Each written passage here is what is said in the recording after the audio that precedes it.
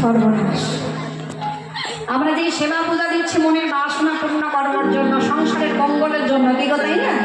সংসারের মঙ্গলের জন্য পূজা দিচ্ছি, কিন্তু এই কেমন অভিশাপ বলে শোনো শোনো রাধে, শোনো রাধে পতিব্রতা কেন বনস্পতি, ওই বুড়ির পাবে গলিব তাপে মরিবে তোমার প্রতি।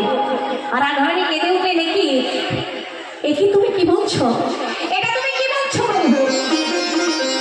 এমন কথা বলো না।